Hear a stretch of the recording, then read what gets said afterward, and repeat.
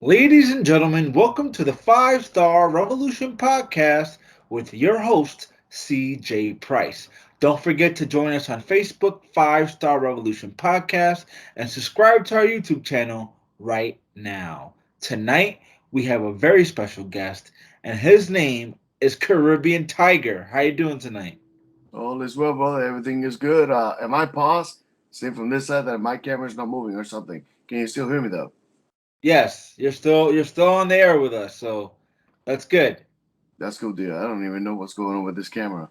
But anyway, I'm happy to see you guys. Let me try to see if I can figure this out. Like, what is going on?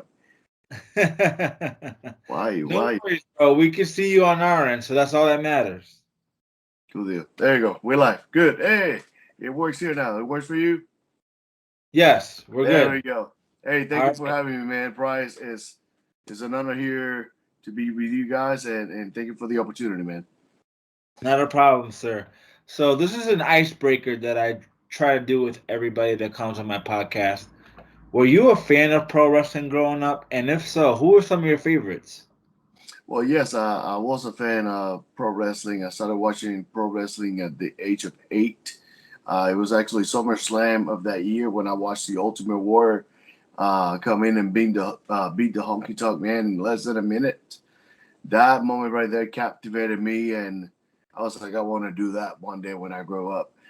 So that was in '88. So I've been watching Ultimate Warrior, Shawn Michaels, Ric Flair, Kurt Angle, Chris Benoit. Those were my favorites. I mean, there's a lot. I study every single one of them, but my favorites, top guys, those are the ones. Okay, all right. Those are some really good wrestlers that you mentioned right there.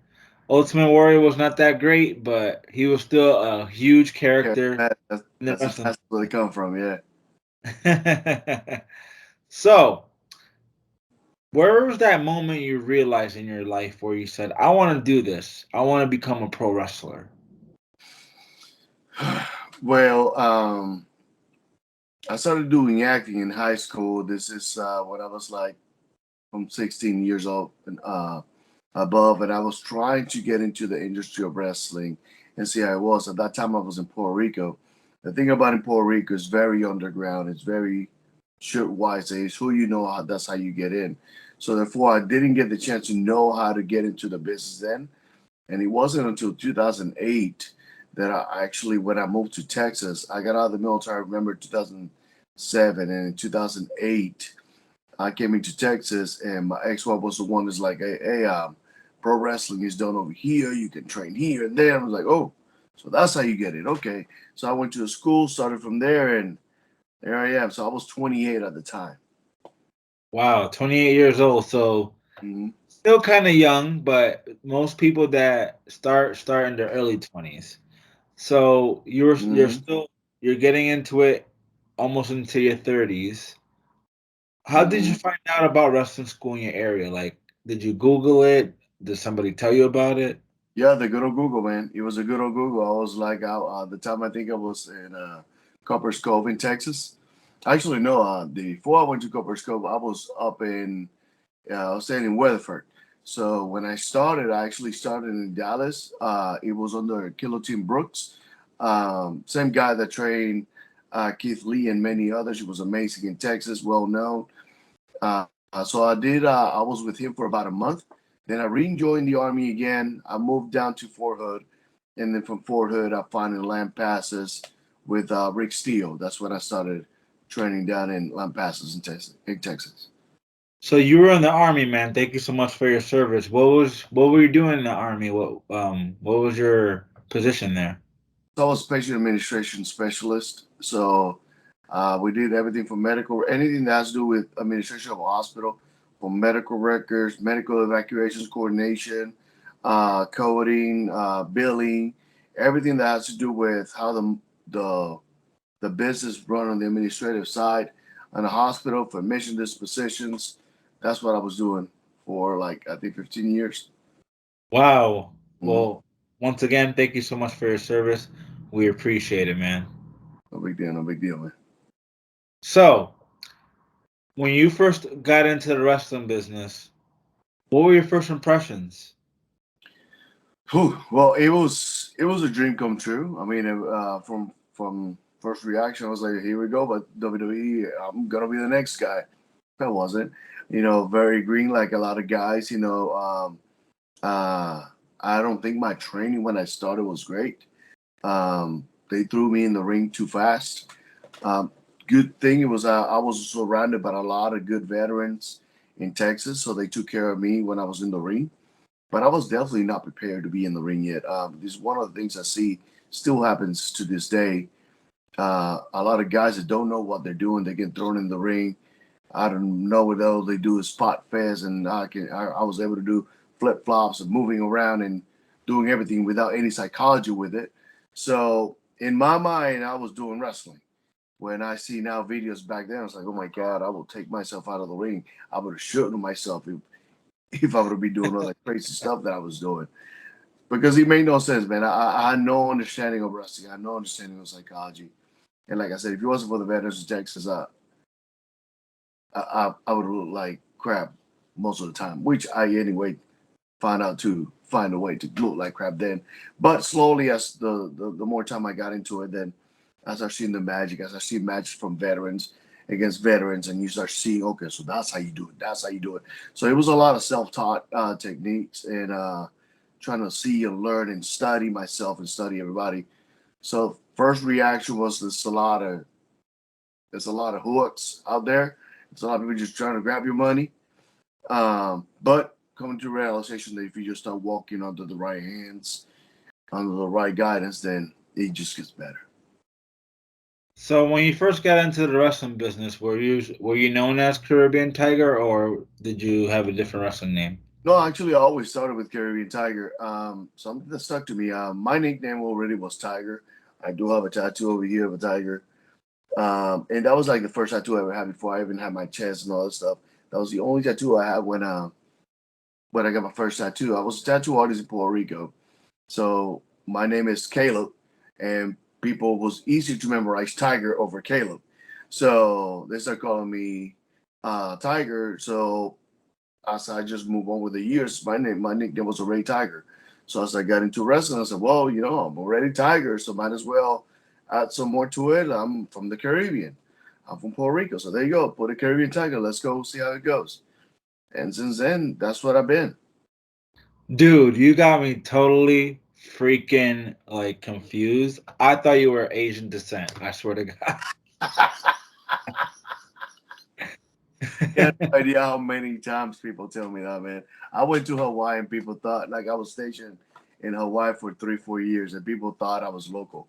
I said, "Oh, you one of the locals, man? You from here, right?" I said, "No, man, I'm from Puerto Rico." The Puerto Ricans are not Asian. Like you're like what, somewhere in there in in the tree. There was a there was an Asian that got in the mix, but hey, I'm cool with that. Makes me different. So you were in the Puerto Rican wrestling scene, right? Do you I mind? never never got the chance to be in the inside Puerto Rico. Actually, right, I will say about 3 months ago, I got to talk to Savio Vega, and who's in charge now the IWA in Puerto Rico, who's taking over. You used to be the World Wrestling Council, WWC under Carlos Colon. So now Savio Vega is the one in charge of the IWA. So I got to finally talk to him, and we were in the works just trying to get myself down to Puerto Rico and get into IWA. Or he said, man, once you hit the ground, hit me up, and let's start putting in some shows. But I never got a chance to do that. So, Well, I was gonna ask you, do you mind explaining the differences between Puerto Rican wrestling and American wrestling? but I can still tell you the difference because I was a fan of wrestling, like I said, and the fans, the difference between Puerto Rican wrestling and American wrestling, plus, of course, um, there's more aggressiveness in Puerto Rican wrestling. There's more bleeding is not a big deal. It is just a way of life. It makes things more real, and they don't put capsules to bleed. They bleed. They will beat each other up until they bleed, and they do it the safe, right way and whatnot, taking care of each other. Um, but it's more aggressive. It's way more aggressive than it is in the United States. It's very, very compared to a hardcore match. Although not all matches are like that, but the majority of main events, and they're done so well the way they do it. They're more hardcore.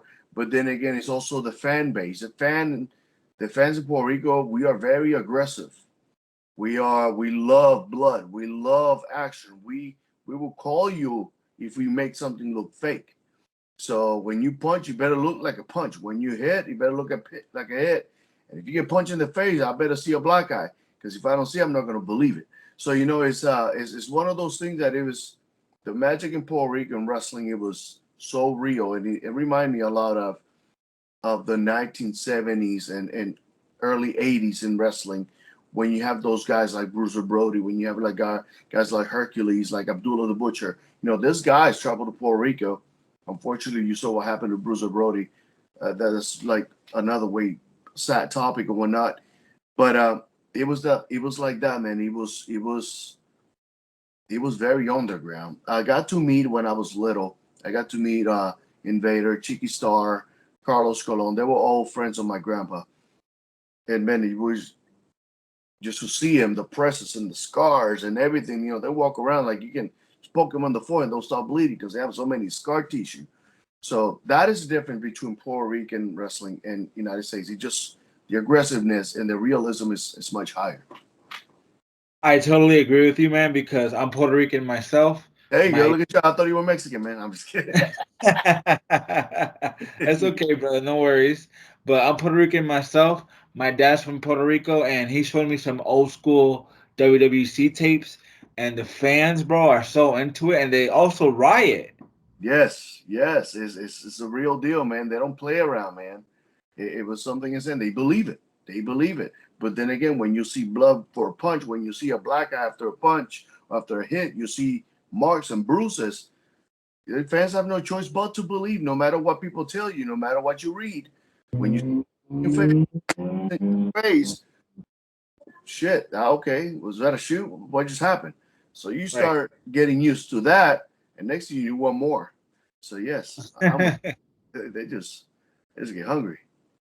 So, for those people that are listening to you right now that don't know who you are, Caribbean Tiger, explain the character. Explain who Caribbean Tiger is. Caribbean Tiger is me. It's Caleb Nieves, just up a notch. It's just I'm already at a volume of 10, so Caribbean Tiger is a volume 11. That's the way I see it. I like cigars. I like my whiskey. I like to chill, and I like to be the calmest dude in the area, while at the same time, don't mess with me. Don't get on my wrong side, because my Puerto Rican is gonna come out, because the bad side of me is gonna come out. Take me back to my barrio. Things are gonna change, and now you talking to another person. So Caribbean Tag is exactly that. We come to the ring, we mellow, we can wrestle, whatever. Don't mess up with me, because now you're gonna get the rudeness out of me. That's when my wrestling character comes in place. From the moment I just walk out, man, it's not a lot of people say don't leave the gimmick. I do leave the gimmick because Kevin Tiger's me. Caleb and Tiger is about the same person. I was a biker. I'm aficionado of cigar. I love whiskey. I love fighting. I love drinking. I love partying. I love doing anything that it has to do with Caribbean Tiger. So what is Caribbean Tiger? It's me. It's the guy. It's a real guy that's just gonna come whoop your ass if you cross the line, and if you don't, then you all we doing. I will shake your hand first and do the match, and then finish and do whatever I gotta do. But I still gonna try my best to win the match and tell a good story in the ring. So, my friend, are you ready for a challenge? There we go. What you got? I Hold do on. this to every single wrestler that comes on my podcast. All You're right. going to be no different. Can you do, I'm going to challenge you to do a 30-second promo in character on anything you want. Do you think you can do it? Kind of question this is, man. I can cut a promo for you, for your father, mother, for your whole family, for every single person that is looking right now. Of course, I can cut a promo. What man does not know the Caribbean Tiger?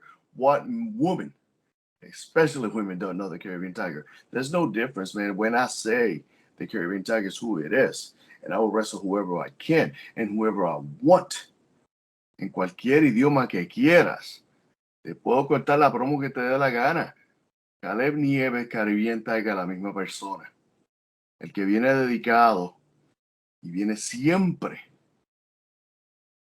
con la mente cuerda. Knowing exactly what I need to do inside and outside the ring to win the fans, to win every single person out there. How's that? So basing off that promo, I'm guessing you're a face right now. I'm a what? You're a face, baby face. I'm a face. I'm a face, and I'm a heel. It all depends on what you get and on what the circumstances are. Um, I will say a lot of people thinking to be a face or be a heel. What is the difference between a heel and a face? Of course, if we're looking at a story 80s, it's more of a whatever. I don't care for you. You don't care for me. If I'm a face, yeah, I'm supposed to smile nonstop, right? Yeah, he's a good guy. Um, I like more of being real. Um, and I think when you are real, uh, it's the difference between being confident versus conceited. So it's your impression of who you think of me. For example, if I think I'm the best thing out there, you automatically think, oh, he's a heel, right? But if I tell you I'm the greatest guy out there, now you're a little bit confused. Is he a heel? See a face? Because Bret Hart was the best thing out there. Was he a face? Was he a heel? A lot of people see Shawn Michaels. He was a big baby face. Shawn Michaels was a heel his whole career, except when he did his return. So it's one of those things that is who you are as a face or heel. That's what the story that you want to tell when you're in the ring. A lot of people ask me to be a heel. That's too easy. Why don't people want me to be a face? Too easy. It's the same person. It is the same person. It's how I direct myself into the crowd, how I direct myself into my opponent. What is the story that I have behind against the opponent that I'm facing? That's what gives the people the reaction of, oh, he's a face, he's a heel. So what story I want to tell, that's what I bring. So based on promos, I can cut whichever you want. That's a great answer, my friend. I love that, man. For Yeah. real. Nobody has ever explained that the way you just did. Oh, But thank my next question to piggyback off that is, what's your favorite thing to do though? Do you like playing heel more or do you like doing the face more? you. Again, depending on the crowd, depending on the story, man. I love both. Um, when you got a good face, you need a good heel. When you got a good heel, you need a good face. I can be the guy that gets you up the chairs and start chanting for me without me doing this to you or doing this. I can just tell you a story in the ring to the point that you're gonna want me to get up.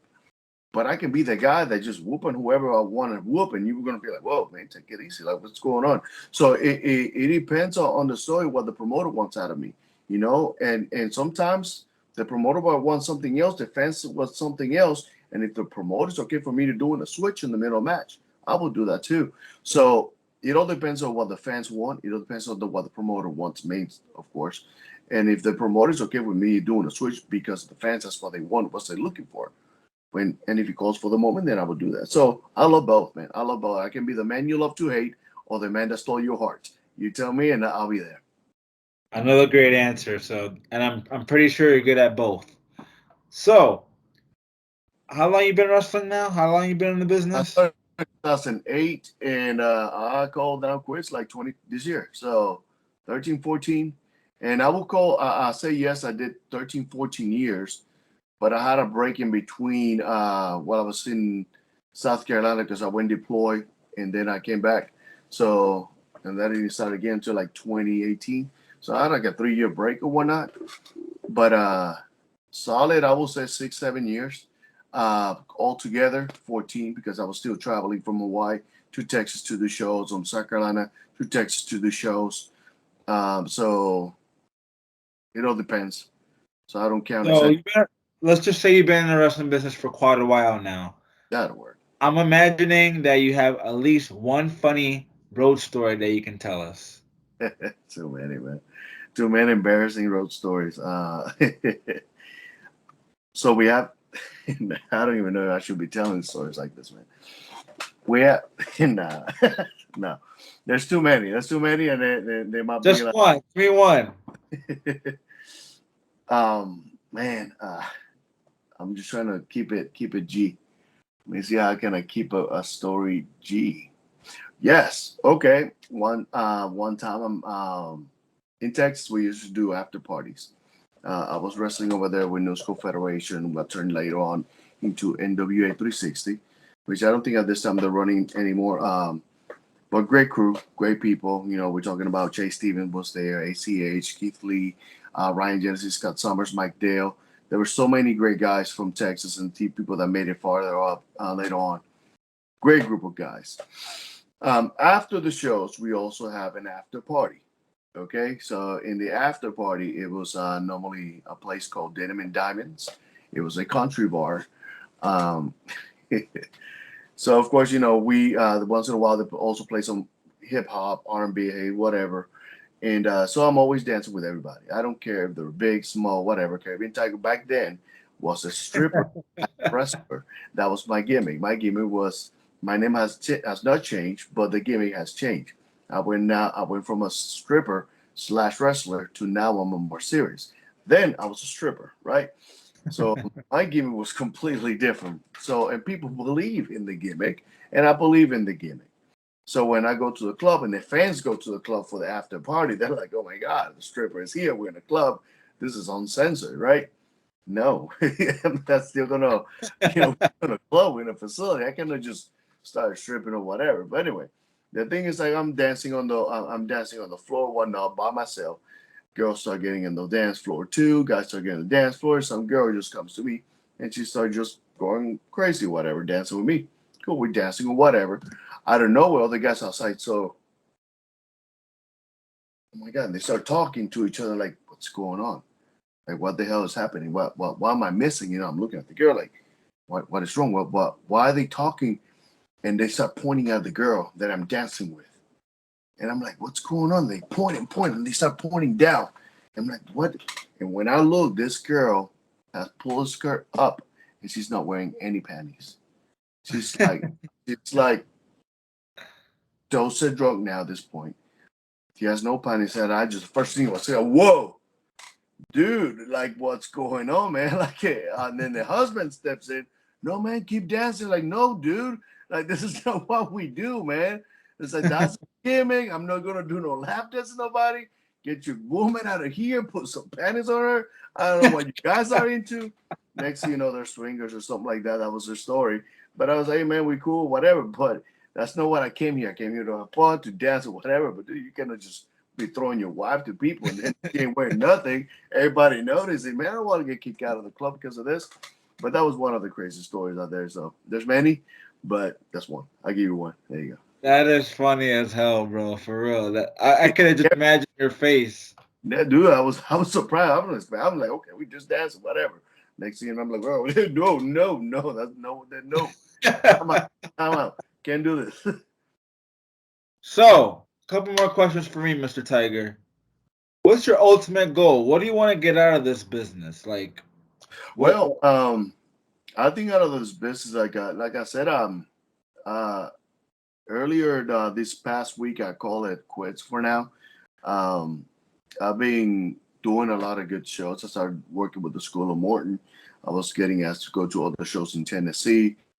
Um, I was supposed to be going to Dallas still for a show with EC3 and Fodder down in Dallas they're doing over there by WrestleMania and whatnot. But my family has come first. So when it comes to family, I've always put my family first before wrestling, and I always will continue to do so. So why do I get out of the business? I think I got a lot of happiness, I got a lot of happiness, confusion, sadness, depression moments, amazing moments. I think out of the business, what I got is a lot of memories. Memories with the guys and girls backstage, after parties, memories in the training session. All the seminars that I attended, being learning under people like C.W. Anderson, Tom Pritchard, Ricky Morton, and that in itself has been a blessing. I had the opportunity at one point to try out for NXT, and and it was great. It was a wonderful experience. I wasn't ready at the time. I wish I was as ready as I was lately. Um, but it was still an experience. It was still a good moment. and I enjoy every single thing that I did. Of course, the wrestling is always this is the ups and downs when you have your good match, you can do it again. Then you have a bad match, and you think you can recover from there, and then you have a good. So it's like the Undertaker ride that you just go up and down, and you don't know when to quit.